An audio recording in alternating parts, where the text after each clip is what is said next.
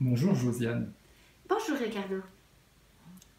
Que pouvons-nous faire face à la misère qui se répand de plus en plus?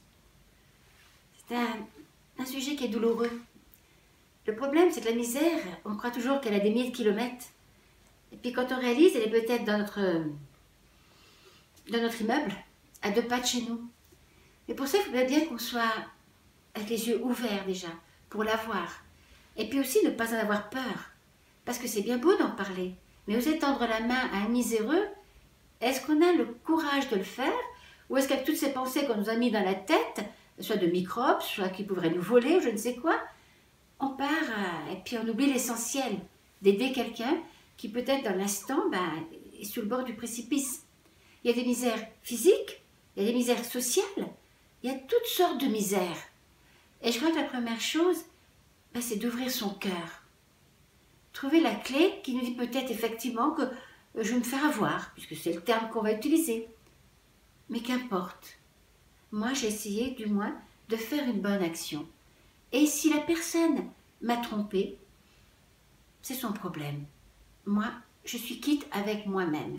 Parce que c'est vrai que aujourd'hui, avec tout ce qui se passe dans le monde, les milliards qui circulent, les fortunes dont on ne peut même pas citer les milliards qu'ils ont, c'est pratiquement inadmissible que toutes ces personnes, que notre société, j'entends au-dessus de nous, doivent faire appel pour que les choses changent. Avant de courir dans la lune, que les savants me pardonnent, il ferait mieux de mettre ces milliards au service de tous ces gens qui sont dans la rue, tous ces gens qui sont tous en travail, tous ces gens qui vont peut-être un jour filer sous un train parce que c'est la seule solution qu'ils trouvent, ou qui mourront à quelques mètres de chez nous parce que le froid qui sévit aujourd'hui, eh bien, quelque part, les a pris dans sa glace. Vous voyez, c'est ça. Je me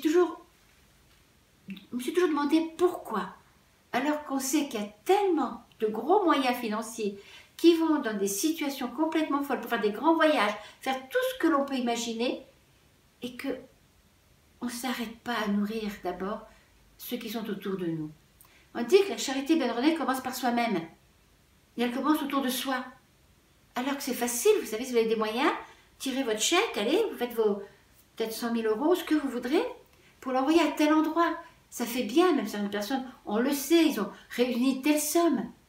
Et puis peut-être que quelqu'un de leur parenté, aujourd'hui, ne peut même pas, peut-être, je ne sais pas, même ne serait-ce que enterrer son enfant, parce qu'il n'a pas de moyens, et on ne le voit pas.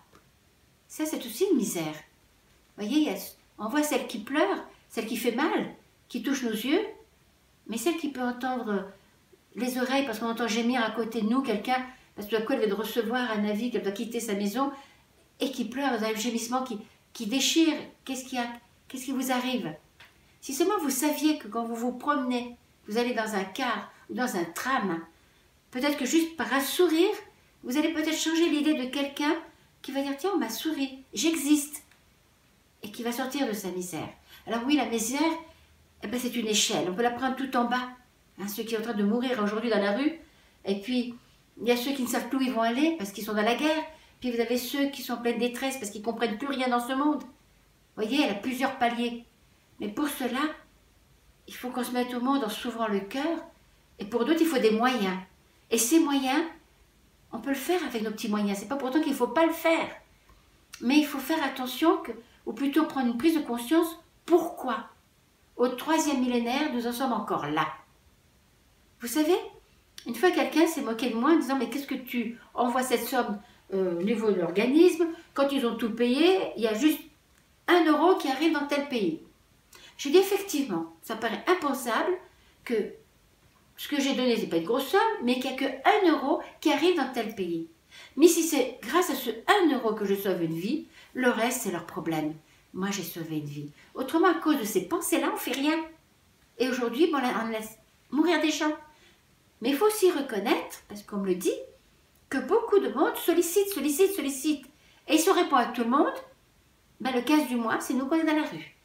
Donc il faut qu'on ait la logique, le discernement, et qu'on lance un appel, peut-être à travers la prière dont je vous ai parlé il n'y a pas si longtemps, dans peut-être une semaine ou deux, pour vous dire, peut-on prier pour que l'homme, qui a les moyens et le discernement d'amour, et se dise, mais au lieu de m'acheter 2 Rolls, là je prends le gros exemple, hein, parce que je ne sais même pas ce que ça vaut, hein, ben, j'en prends qu'une, et puis l'autre, ben, j'aide quelqu'un, j'aide une population. Voilà, vous pourrez dire que je suis utopique, mais ça ne dérange pas du tout, puisque l'avenir appartient aux utopiques.